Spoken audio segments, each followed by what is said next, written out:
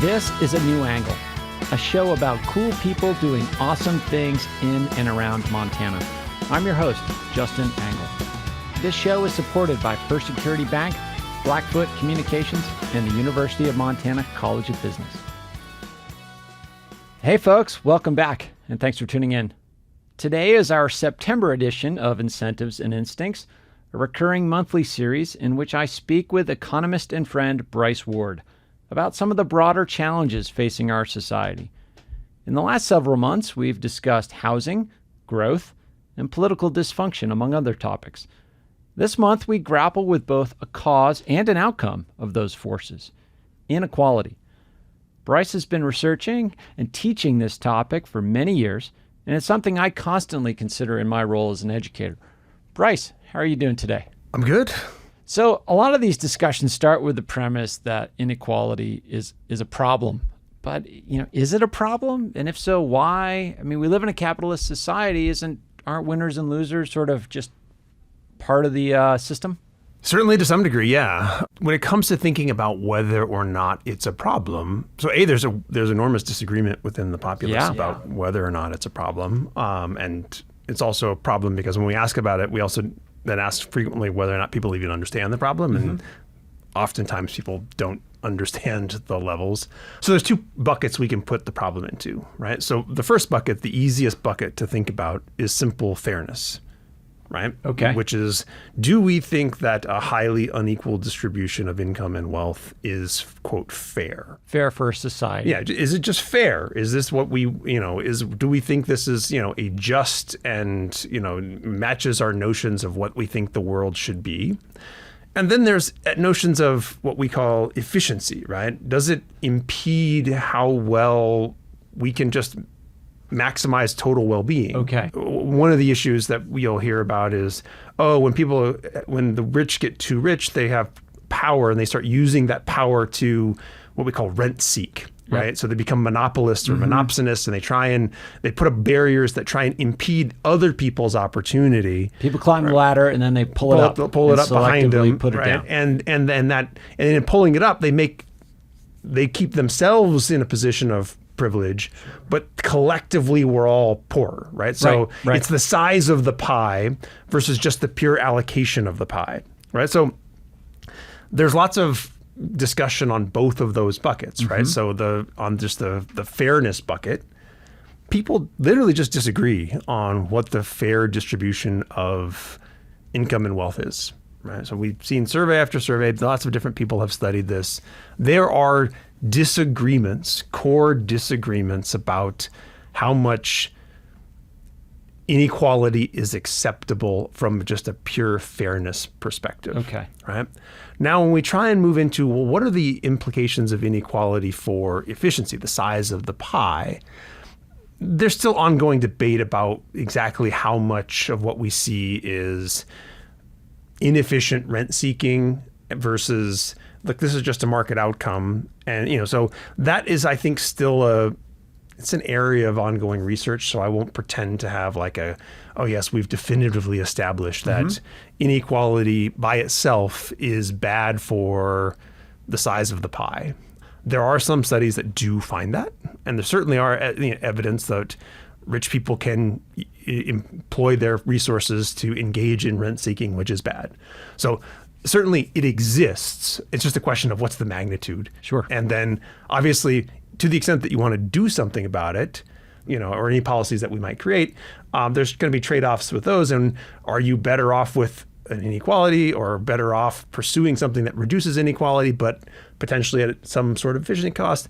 Those are still ongoing areas of debate. The easy one is just to say, well, do I feel okay about this? And a majority of Americans don't. They actually, several recent studies have found that a majority of Americans are dissatisfied with the level of inequality that they perceive in society. Whether or not they accurately perceive that, the level that we see is not a, quote, ideal from a whatever it is that you people are answering when they answer a survey. Right. So a lot of doors open there, Bryce. Maybe let's take a moment to just be a little descriptive here. I mean, I think a core piece of what you said there on the fairness side is that we all seem to have some internal sense of what we think is fair and unfair, and there's wide variation in the population about that. But beyond that, I mean, inequality is something we can measure, and we've lived through, and most listeners have lived through several incidents that in the recent past, and one we're sort of living through right now, that have increased inequality, right? The Great Recession, coming out of the Great Recession, we saw high income earners gaining a higher share of income and wealth over that period of time. And we're sort of living through that again with COVID in many ways. At least that's what the initial data are showing, that the rich are getting richer, and it's kind of at the expense of middle income folks. Is that a fairly accurate description? Yeah. So we have two types of inequality. We have income inequality, and we have wealth inequality. Yeah. Let's break those both down. Define those two. Okay. So first, when we think about income, think of that as either the share of all income that goes to, say, the 1% or 10%, or sometimes you look at it as a ratio. Say, well, what is the earnings of the 90th percentile person versus the 10th percentile person? Okay. Right? But income is what you make. How much you're earning, or so we have wage inequality, but we also have then other forms of income that people make. So wage income or broader income, the basic pattern is the same, which is it was high in the early part of the 20th century. It then fell pretty dramatically, bottomed out in the 50s and the 60s, and then started rising again a little bit in the 70s, but really exploded in the 80s and the 90s and has continued today. Wealth inequality looks pretty similar, right? It was high, it went down, and it's gone up a lot, right? And it's gone up a whole lot at the very, very top. Are those sort of the folks that we're thinking of, the Bezoses, the Elon Musks? Are they sort of the modern day versions of the Carnegies and the Rockefellers? Is that an accurate kind of analogy? Yeah. I mean, back in the early 20th century, the top 0.1% controlled roughly 20% of aggregate wealth in the country, and that's roughly where we are now. It's a little bit lower today, just a bit. You've got a handful of people who control enormous amounts of the aggregate pie. So the top 10% control almost 60%. 60%? Yeah. Wow. Of wealth, and the top 1% are getting close to a third. So yeah, it's wealth distributions are, highly unequal, right? And, you think about the bottom 50%, they basically own nothing, right? So the median American has almost no wealth, sort of net worth, right? So assets minus debts. Yep. It's always been concentrated, but it has increased in concentration at a relatively steady rate over the past 40, 50 years. So, from a descriptive sense and sort of mapping that onto fairness, like we sort of have this story we tell ourselves about the American dream, and whatever that means to the listener, you have to sort of decide for yourself. And then from there, you have to sort of decide, like, to the extent that's something to which we aspire, are we getting there? Does everybody have what we think is a fair shot at that deal? The data would suggest that maybe not. Yeah. So, I mean, now we're moving into, inequality itself is an issue, but if there's a ton of mobility, right, it doesn't matter, right? It's like, meaning people can move from one class of income to another. If people are constantly shuffling the deck, then it's I think a lot of people's notions of the unfairness of inequality is that it's dynastic, right? It's like, well, not only am I rich, but my kids will be rich and my grandkids will be rich. And whenever we talk about inequality, we almost always have to talk about mobility, because it's one thing to have a really wide distribution, but if people are constantly shuffling around, that's one thing. Sure. But if there's not much movement, then that's a different issue. And so it's worth always bringing mobility into the discussion. And there's a lot less mobility in the United States than people typically imagine. There is less intergenerational income mobility in the United States than almost any other developed country. Okay. So there's a stickiness to your station in life in a lot of ways. And we can talk about all the reasons that is. Right. And did you go to school with Raj Chetty? Okay, so Raj Chetty, is he back at Harvard? He was at Stanford. Back at Harvard, yeah. Okay, anyway, this guy, you clued me into his research, and people can go online and pull up this map. I think it's at the county level. Incredible how it shows how economic mobility varies by location throughout the United States. Yeah, I mean, there really are significant differences in mobility, and there's a variety of explanations for that having to do with local policies, local economic factors. I mean, those maps are fundamentally about kids who were born in the early 80s, looking at where they are in recent years relative to where their parents were in the 80s, because that's when they were baby born or whatever it is. And so if you happen to grow up in the Bakken, that cohort was the primary beneficiaries of the Bakken oil boom. Right. So you're going to get mobility there. But if you don't live in a Bakken, then it's a questionable what's driving it. And how much of this is about education, how much of this is about just differences in culture or whatever it is that's going on in your community. And I just want to pause. When we're saying mobility, we're not talking about people's likelihood of moving geographically. We're talking about their ability to move from one class of income to another. That's right. We're talking about relative to their parents and relative to their peers. Okay. Right? So, and peers who had the same type of parents. There's significant variation in how much mobility exists at the neighborhood level. And so it's not like there's a simple, there's just this simple story of, this is an American issue, right? It's that, look, there's differences across place. And so there's a bunch of different factors here. And some of this, as you described, the Bakken oil region, I mean, some of that is sort of geographically driven, to some degree by chance, but I would assume overlaying that is some urban-rural divide as well. Urban centers probably provide more economic mobility, or is that not true? No.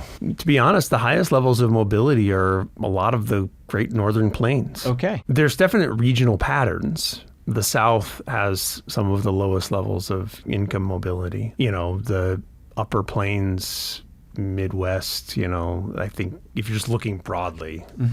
Now, a lot of times, this is a county level map, and so it's easy to miss small counties, right? Because they're not big in terms of your eye, but there's just enormous variation in how much you can expect there to be mobility. But, look, the levels of mobility that we're seeing even in the higher places, in the places with the highest mobility in the United States, you achieve some of those levels that we see in the higher mobility countries in Canada and Western Europe or whatever it is. So, there you do have some places that appear to perform at the levels that we have seen in other parts of the world. But, you put it all together, mobility in the United States is, it's not particularly strong, certainly not enough and it certainly hasn't grown enough to compensate for the rise in inequality.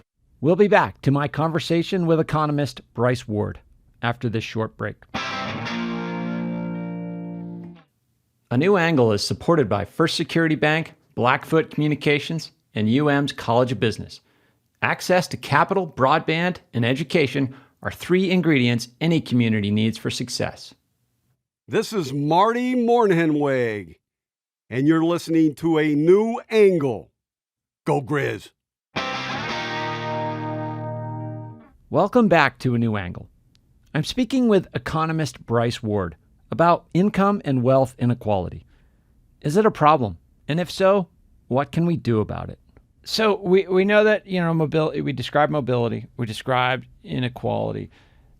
Do we know from a historical standpoint, can we say anything about the stability of a civilization or a society based on the amount of inequality in it? People have tried to make that argument. Yeah. And I remember reading papers on that probably 10 years ago, maybe 15. It wasn't like, this is a rock solid thing that we can just take to the bank. In part because, what's the tipping point, right? In some sense, it doesn't seem like it's a structural parameter, right? Like, if you reach this level, you automatically become unstable, right? It's like, in this context, we're surrounded by these policies, it seems like it's kind of idiosyncratic enough that it's certainly, look, to the extent that a large majority of people think that this is bad and it rises to the level of urgent, then it could become destabilizing. But, the 60% number I said, that was a Pew survey that Yeah, came there's out no like inflection point last where year or something like that, the right? pitchforks come out or something. Well, and they also ask people like, so rank inequality relative to all these other issues. right. It was not near the top. It was kind of in the middle, right? People were much more concerned about kind of core bread and butter. These affect my material welfare standards, right? Because that's one of the issues that you end up talking about when you talk about inequality is fundamentally a relative comparison. Of course. Right? But my absolute level matters too. If the poorest person is way better off than the poorest person 50 years ago, even though there's more inequality today than there used to be, how do we evaluate that, right? Yeah, and there's all sorts of weird social comparison effects within that as well. Even though if I'm better off, if other people are more better off, I might not feel as well off. And that's a psychology issue, right? Exactly. Because some people are going to, compare the absolute level if they remember the actual poverty, right? So, again, if I grew up a long time ago and now we're much richer and I remember what it was like being poor in the 60s or 70s, and now it's like, well, being poor today is definitely, in absolute terms, likely better than it was then, because there's better healthcare and there's better consumer products. Even, maybe I can't afford all of them, but some of the things I have are definitely better. So, there's definitely issues around why do we, what are we caring about? And, that's part of the reason why a lot of the discussion of inequality has focused on the fact that in absolute terms, real wage growth at the bottom of the distribution has been very anemic. There's some, if you look over, depending on the period you look at, but there have been long periods over the past 40 years where incomes at the bottom were getting worse. There's been little bumps here and there, but certainly, but when we talk about this, from the end of the World War II through the start of the 70s, everybody grew together, right? This is the jumping point for a lot of discussions of inequality. It was kind of, the graph that I saw when I was a graduate student 20 years ago, the professor called the growing together versus growing apart graph. This long period where basically everybody's just growing at the same rate. And to the extent that there was any disparity, it was that the rich were growing slightly poorer, growing slightly slower than the poor, but it was a tiny little bit. And then you get kind of into the 80s and since, there's been the growing apart. Right. And there's just been this massive disparity in terms of, real incomes rising a lot, the higher up the distribution you go, and growing a little bit in the middle and maybe a little bit at the bottom, depending on exactly when we're measuring it, when we're starting, when we're ending. But, there certainly has been, a weakening in terms of just the absolute growth at the bottom, which is its own, again, there's the relative issue and then there's the absolute issue. And the question is in absolute terms, are we actually rising all of the boats as well? So it's just another layer of the complexity here, which is, just to kind of summarize, because we've got a lot of threads going, right? So we've got, okay, well, how much are we in absolute terms making people better off today or over the course of their life today versus relative to the past, right? We have relative comparisons both to prior generations, like your parents, versus and as well as my peers, right? And so that's in terms of how much mobility I have, right? And then there's just the relative amount of income inequality that we have in any given year, and then there's the amount of wealth inequality that we have that we accumulate over our lives, right? So there's all of these different chunks. Well, I did want to kind of touch on one thing you talked about there. We often use, and maybe it's the psychological factor that it's sort of dominant in recent memory for most people who are alive. We sort of use this post-war period as a reference point. There are folks, I think Piketty kind of being the leading voice, that argue that that's a historical anomaly, that World Wars I and II and the Depression just destroyed so much wealth at the top that all of a sudden this growing together was the result, that it sort of was an equalizing force in many ways. Yeah, it's more than just the whatever destruction of wealth at the top, right? So other things are happening, because on the income inequality side, we also see, so it's not just that wealth concentrations fell, just the annual income inequality fell. Okay. And the story of the 20th century, at least the story of the 20th century in the United States, is the catchy phrase, comes from a book by Claudia Golden and Larry Katz, who were two of my dissertation advisors, called The Race Between Education and Technology. And basically the story was, look, there was income inequality, at least as much as we could measure, because we don't have perfect data on wages and education, all that kind of stuff. But to the extent that there was kind of a skilled, a higher wage skill group and a lower wage group, right? And that gap was high and relatively persistent. And then it all collapses roughly in the same period. And the story that they tell, which is a very compelling story, is that essentially what happens is there's always been this demand for certain skills. And certainly in the industrial age and through even now, we talk about what we call skill bias technological change, right? Which is that the technologies that we create frequently replace certain skills, but they make certain other skills more valuable, right? And so there's bias in the technology change. It favors one group of people versus another group of people. Sure. And you could really simply do, across the 20th century, you could just do this with high school versus not high school, and then college versus high school, right? These actually worked really well as proxies. In more recent, last 15 years or so, it doesn't work as well. I'll talk about that in a second. But so we had this change. Technology is constantly producing this demand for these more skilled workers, in industrialization, blah, blah, blah, blah, blah. But so what happened in the early 20th century was the high school movement. We sent kids to school in the United States. We massively increased educational attainment over the middle part of the 20th century.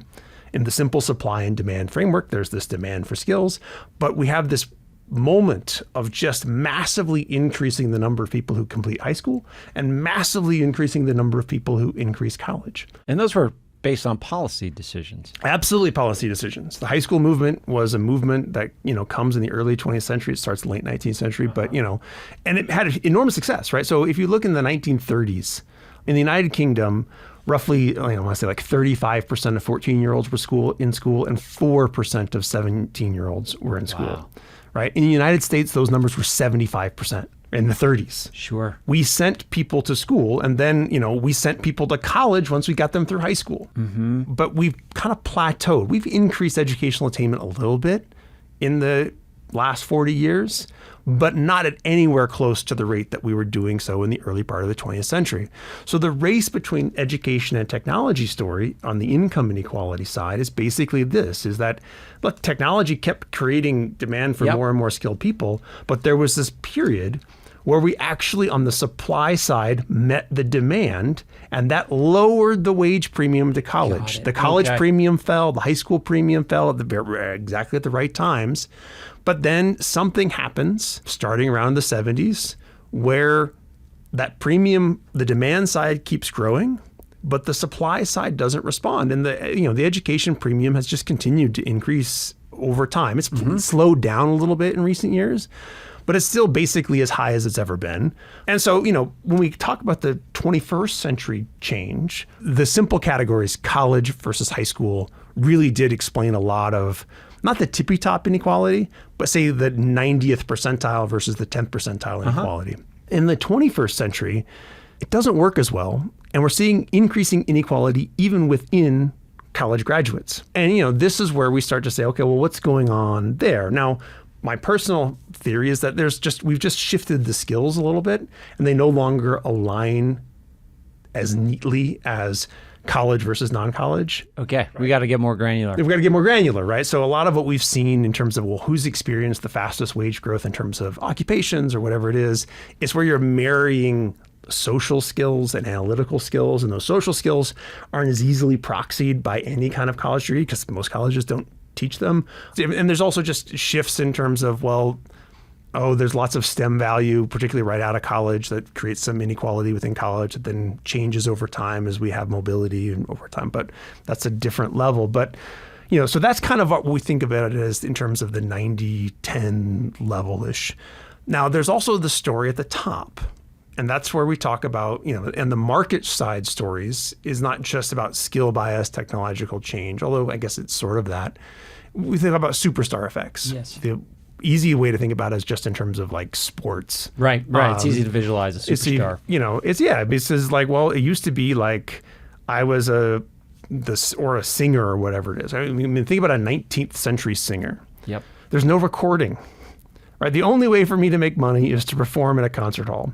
My market is limited by the amount of people that we can fit inside of a concert hall. Then we get like recording, and we get high quality recording, and we get all sorts of, and now I can boom out. Right. And, lots of people, I can now collect more and more of the market for entertainment because I can satisfy that demand. You got a higher reach. I've got much more reach. And we see that, right? So, it used to be like the top 1% of like musicians. So in the early 80s, they got about 25% of all ticket sales. Now they're like 60.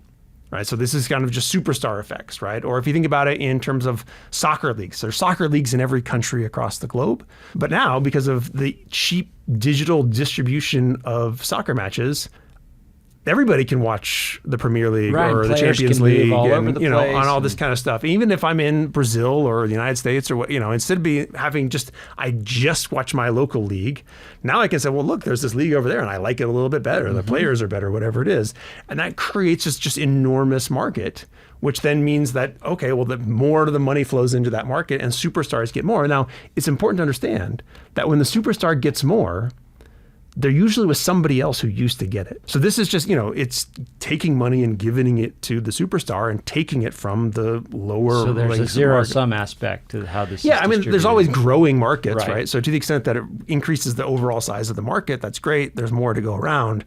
But to the extent that there's some share that's increasingly going to superstars, we have this issue. And so there's these market-based stories for inequality, but there's also non-market stories for inequality. And these have to do with people abusing their power in the market, or the fact that policy hasn't kept up, right? Minimum wage policy, or we've, decimated unions, or, and those are all kind of pre-production. But we also have post-production. Just what do we do with taxes? How much are we redistributing after the fact? And so, there's this issue, and there's this big fight about, well, what's the story that explains it? And then once we explain it, what do we do about it? And, there's all sorts of different levels that we can intervene, but it's very complicated. Well, Bryce, we certainly opened up many doors in this conversation. I'm not sure that we closed any, but the great part about this series is that we can choose which doors we want to go down, and we will keep the conversation going. I look forward to chatting with you again next month. We definitely opened a lot of doors. And listeners, be sure to be in touch. If you have questions, follow-up, comments, visit our website, anewanglepodcast.com. Let us know what's on your mind and what questions you have, and we'll do our best to address them.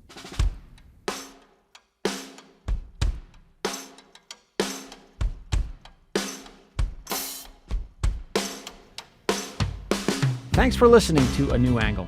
We really appreciate it. And we're coming to you from Studio 49, a generous gift from University of Montana alums Michelle and Lauren Hansen.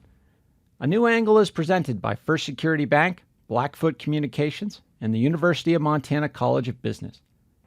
With additional support from Consolidated Electrical Distributors, Drum Coffee, and Montana Public Radio. AJ Williams is our producer. VTO, Jeff Ament, and John Wicks made our music. Editing by Nick Mott, and Jeff Meese is our master of all things sound. Thanks a lot, and see you next time.